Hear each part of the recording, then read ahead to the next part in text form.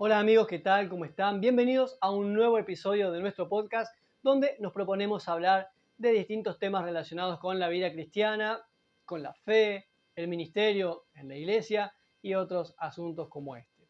Y hoy para hablar de algo que, bueno, es un poco polémico para algunas personas y es la convivencia, la importancia de entender nuestra convivencia con otras personas para la gloria de Dios y para la edificación mutua. La convivencia que es un desafío en todos los ámbitos, en el colegio, la universidad, el trabajo, la familia, la iglesia. Compartir con otras personas es un desafío.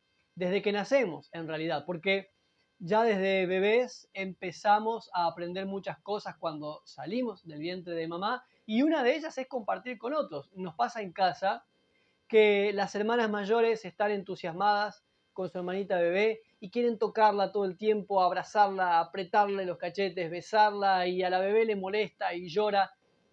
Y ya desde esos primeros días vemos qué difícil es aprender a compartir la vida con otros. Estaba tan tranquila en la panza de mamá y ahora tiene que sufrir este tipo de circunstancias. Y a partir de ahí la vida va a ser así.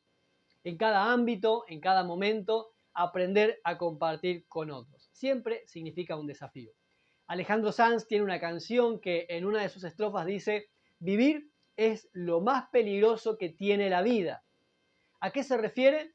Bueno, entiendo con esa frase que habla de estos desafíos, obstáculos de lo que realmente es la vida.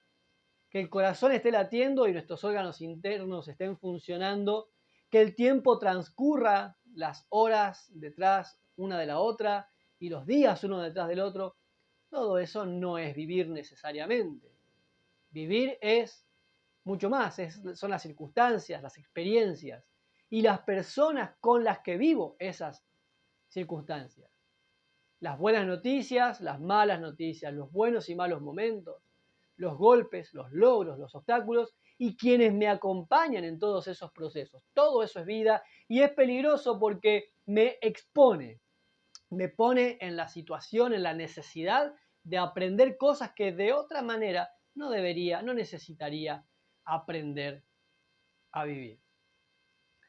En ciertos momentos estamos viviendo, creo yo, una época en la que la convivencia es difícil.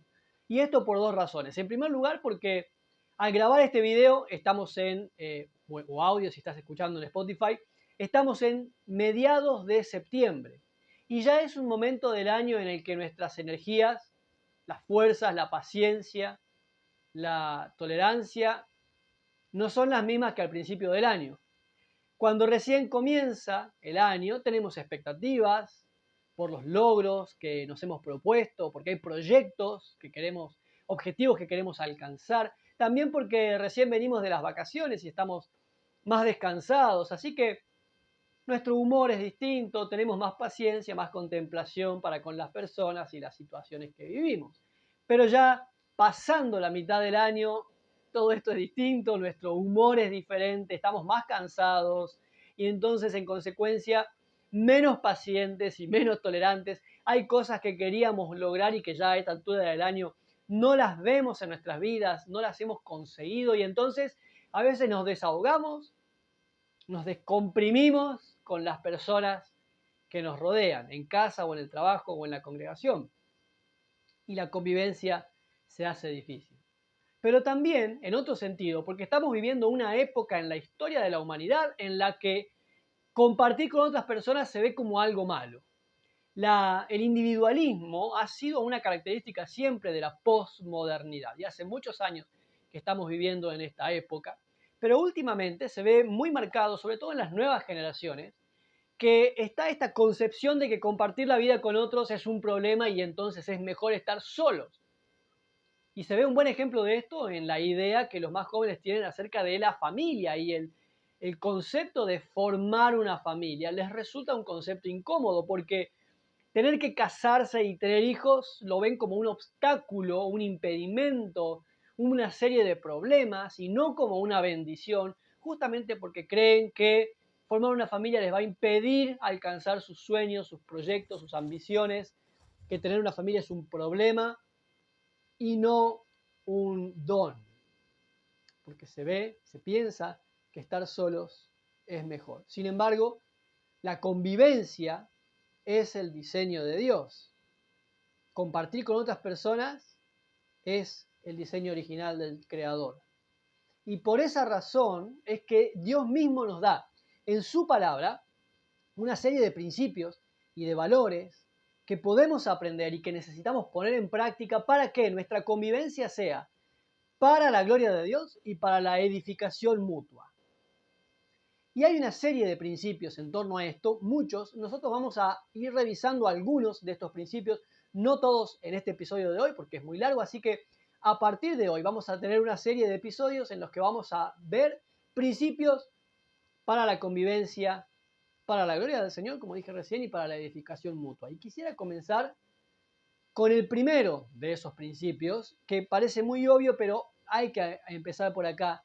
Y es que, justamente relacionado con lo que dijimos recién, convivir es mejor que estar solos. Sí, contrario a la idea arraigada en el pensamiento colectivo de la actualidad, contrario a lo que la cultura moderna o contemporánea está enseñando, convivir, compartir la vida es siempre mejor que estar solos. Quiero leerte una serie de pasajes, vamos a leer dos textos bíblicos y los dos son muy conocidos si estás habituado a leer la Biblia. Quiero comenzar con Eclesiastés, capítulo 4, versículos 9 al 12, un texto escrito por el rey Salomón, donde es muy famoso este versículo, o estos versículos, es un pasaje completo, un pensamiento completo, quiero decir, y aquí él nos va a decir exactamente esto que acabamos de mencionar. Convivir y compartir la vida es indispensable para el bien mutuo. Dice allí, Eclesiastés 4, 9 al 12, mejores son dos que uno, porque, y enumera una serie de ventajas. Recibirán mejor paga por su trabajo. Segundo, porque si ambos cayeren, el uno levantará al otro. Tercero, porque se pueden calentar el uno al otro cuando hace frío. Y cuarto, si alguien prevaleciere contra ellos, los dos juntos podrán hacerle frente y cordón de tres dobleces no se rompe con facilidad. Es un pasaje que solemos predicar en relación o aplicar en relación al matrimonio y por supuesto que aplica para el matrimonio, pero cuando leemos Eclesiastés nos damos cuenta de que el autor original no está escribiendo pensando solo en los matrimonios, sino en una relación de amistad. Probablemente lo que el autor bíblico tiene en mente son aquellos viajeros de la época, pueden ser comerciantes o incluso los pastores que tenían que transitar largos caminos para ir a llevar a sus rebaños a pastar y luego traerlos de regreso. Y esos caminos largos, de horas o de días, incluso para los comerciantes que tenían que ir de un pueblo a otro, significaban toda una serie de peligros. Y en ese contexto es que Salomón usa esa imagen para ilustrar la vida, que ciertamente es un caminar, es un andar. Y dice, es mejor caminar con otro que caminar solo. En primer lugar, la sinergia. No sé si sabés lo que significa la palabra sinergia. Es cuando dos fuerzas actúan juntas y se suman. Y acá es lo que está planteando Salomón. Dos que trabajan juntos tendrán mejores resultados que trabajando de manera aislada. Por supuesto, cuando dice dos son mejores que uno, no significa que si son tres o cuatro ya es un problema. Está hablando de que compartir la vida es mejor que estar solo, ¿no? El 2 es un número figurativo. Entonces, compartir el esfuerzo con otros da mejores resultados que el mismo esfuerzo que yo haría. Y si lo hago estando solo, tendría menos resultados que al compartirlo con alguien. Por ejemplo, lo veo en mi familia. Criar a nuestras hijas, para mí solo sería un esfuerzo monumental. Lo haría y tal vez más esfuerzo del que estoy haciendo ahora, pero los resultados no serían los mismos que al compartir la crianza con mi esposa. Los dos estamos haciendo cada uno su parte, su esfuerzo en la misma dirección y vemos mejores resultados que si yo tuviera que estar solo o ella tuviera que estar sola en la crianza. lo veo en el ministerio. Hoy me toca compartir con otro pastor, el ministerio pastoral, pero siempre en las iglesias en las que hemos estado, hemos compartido con equipos y de hecho, al llegar a una nueva congregación a trabajar, lo primero que hicimos fue formar un equipo de trabajo porque sumar los esfuerzos da mejores resultados que hacerlo solo. Sí, también es cierto que hay complicaciones, hay discusiones, hay que ponerse de acuerdo, no todos pensamos igual, así que entendemos las cosas de una manera distinta y a veces esos ajustes llevan tiempo, igual que en el matrimonio también. Pero si ponemos en la balanza todos esos, entre comillas, problemas y en contraste las bendiciones o los beneficios de compartir la vida con alguien, pues pesa mucho más esto último que lo primero. Hay grandes bendiciones, hay grandes riquezas y ganancias en compartir mucho más que en comparación con estar solos. El mismo esfuerzo, mejores resultados. Lo segundo, consuelo.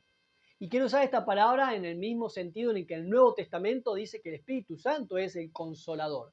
La palabra griega es parácletos, alguien que camina al lado. Recordad la imagen que Salomón tiene en mente, aquellos que transitan un camino.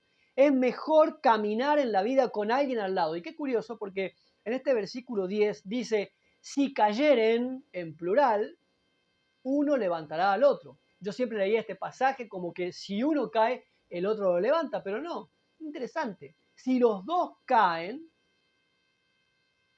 uno levanta al otro.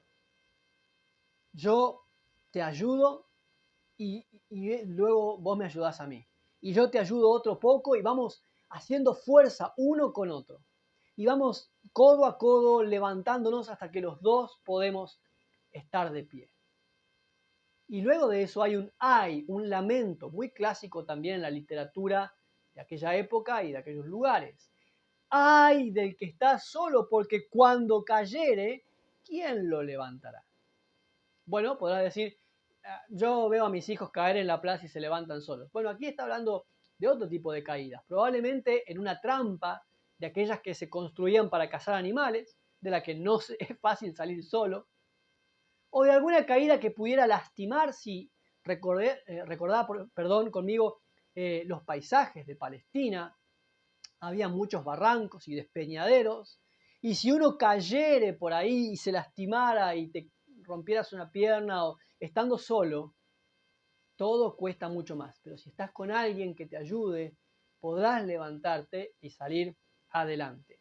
La tercera imagen, la tercera razón de esta imagen, la salud. En aquellos lugares no solamente estaba el peligro de caer en trampas o de ser atacado por animales salvajes o ser asaltado por ladrones, que sería la razón que le sigue, sino que también esos caminos a veces duraban días, ya sea para los pastores o para los comerciantes, ir hasta el campo y volver o ir de un pueblo a otro podía llevarles varios días y los asaltaba a la noche. Y en aquella región los días son muy calurosos, pero las noches son muy frías y estaban a la intemperie.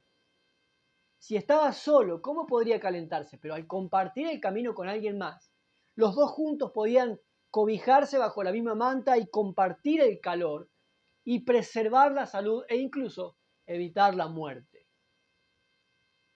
Por ahí, hoy nosotros con nuestros métodos modernos decimos, bueno, hay estufas que sirven, estufas a gas que se pueden trasladar, claro, pero pensá por favor conmigo en aquella época, es cierto, podrían encender una fogata también, probablemente, pero aquí el autor tiene otra cosa en mente y en el corazón, y es la intención de hacerte pensar, de hacernos pensar, qué importante es compartir la vida con otros. La pregunta que le sigue en ese versículo 11 es una pregunta retórica, es decir, no espera respuesta, sino hacerme reflexionar. Pero si uno está solo, ¿cómo se calentará? ¿Cómo podrá entrar en calor el que está solo? Y esa pregunta nos interpela a nosotros hasta el día de hoy. ¿Cómo pretendés caminar solo en la vida y que te vaya bien? ¿Cómo esperás andar solo aislándote de los demás y resolver ciertas situaciones? No, es mejor, es más fácil compartiendo la vida con otros. La cuarta razón es la que sigue en el versículo 12. si uno prevaleciera contra ellos. La palabra prevalecer es dominar, es vencerlos. Habla de una golpiza. Bueno, de nuevo, pensá conmigo en los asaltantes del campo que estaban escondidos en los árboles o en los montes esperando que pasaran estos comerciantes. Jesús usó la misma imagen cuando habló de la parábola del buen samaritano. Eran peligros reales y muy comunes en aquel lugar. Así que aquí de nuevo Salomón piensa, bueno, si ocurriera esto, entre los dos se pueden defender mejor que si fuera solo. Yo te podría contar una lista larga de batallas que he perdido por creer que tenía que pelearlas solo. Porque hubo una época en la que yo creí que debía pelear solo, que estaba bien hacerlo por mí mismo. Hay una canción de Funky que dice, me creí mi propia mentira diciendo que todo era risas, que no me dolía, que solo podía y soy fuerte. Me creí mi propia mentira. Pensé que tenía que pelear solo, que podía hacerlo y no podía. Pelear contra hábitos, prácticas que me están dominando, personas que me lastiman, debilidades contra las que lucho cada día y no puedo salir adelante, alguna adicción al alcohol, a las drogas, a la pornografía, ideas de terminar con mi propia vida. Y he tratado de pelear solo y no puedo. Y debo aprender a compartir la vida con los demás. En este punto quisiera decir que se puede estar solos sin estar solos. Es decir, puedo compartir todos los días del año durante 5 años con mis compañeros del colegio y no significa que esté compartiendo la vida con ellos o con los compañeros de trabajo o incluso en la iglesia. Puedo participar de todas las actividades sin relacionarme con las demás personas. Si no me abro, si no cuento lo que me pasa, si no pido ayuda, si no pido un consejo, si no pido oración, tengo problemas en mi matrimonio, necesito un consejo, que me digas qué puedo hacer, que ores por ella, que ores por mí. Tengo problemas cuando estoy solo, tengo pensamientos con los que lucho y no quiero y no puedo sobreponerme, si no me animo a confiar. A veces en algunas iglesias escuchamos en la reunión que quien coordina la alabanza, el tiempo de canciones, dice, cerrá tus ojos, no pienses en quién tenés al lado y habla con Dios. Y en nuestra tarea pastoral siempre le hemos dicho a los hermanos que coordinan que no hagan eso, porque la reunión de la iglesia no es para estar solos con Dios. Para eso está tu cuarto, donde cerrada la puerta podés orar a tu Padre que ve en lo secreto, pero cuando estás en la reunión de la iglesia es para estar con otros. Es para abrir los ojos, mirar al que está al lado y orar con él, con ella. Contarle lo que te pasa, contarle tus cargas, pedirle oración, ofrecerle orar, preguntarle cómo está, cómo llegó, cómo está su matrimonio. Juntos tenemos esta idea rara y muy equivocada de que podemos estar solos y eso no es lo que la Biblia enseña. Sí enseña la Biblia que la salvación es personal, que la responsabilidad de mi vida espiritual es mía, que no puedo vivir una fe prestada de mis padres. Todas esas enseñanzas son correctas, pero ninguna de esas enseñanzas significa que puedo vivir o que deba vivir solo. Y en relación con esto que te acabo de decir, quiero citarte el segundo pasaje de este episodio. Génesis capítulo 2, versículo 18, también un texto muy conocido. Dios crea a Adán y lo pone en el huerto del Edén y en el versículo 18 hace una declaración fundamental para nosotros. Dice Dios, no es bueno que el hombre esté solo. No es bueno que el hombre esté solo. De nuevo, un pasaje que suele aplicarse exclusiva o prioritariamente para el matrimonio, sin embargo, no es solo para los matrimonios. No hay bien alguno en el aislamiento. Dios no lo ve bien, Dios no lo aprueba, no lo bendice, Dios no ve con buenos ojos que yo me aísle y que viva mi vida solo. No es su diseño, Él no nos creó para eso. Todas las disciplinas, la psicología, las neurociencias, la sociología, la antropología, todas están de acuerdo en que las personas que tienen dificultades para socializar y convivir tienen algún problema. Por supuesto Cada una de estas ciencias intentará dar una respuesta desde su sistema de creencias, pero todas están de acuerdo en que no es normal. Una persona que no sabe, no puede o no quiere relacionarse con otras, tiene algún problema, más o menos grave, y hay que ayudarle. Todos reconocemos, no es normal. Lo normal, lo saludable es poder convivir, compartir con otras personas. Ahora, en torno a Génesis 2:18, hay una pregunta muy interesante. Cuando Dios dice esto, ¿Adán estaba solo?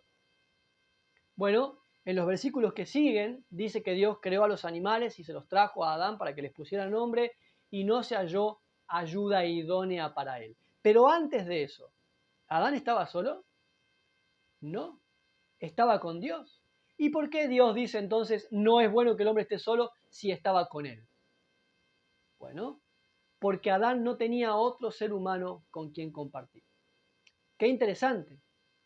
Dios, pudiendo crear a Adán para que no necesite compartir la vida con otro ser humano, decidió ya desde el inicio crearlo para estar completo en relación con otra persona como él.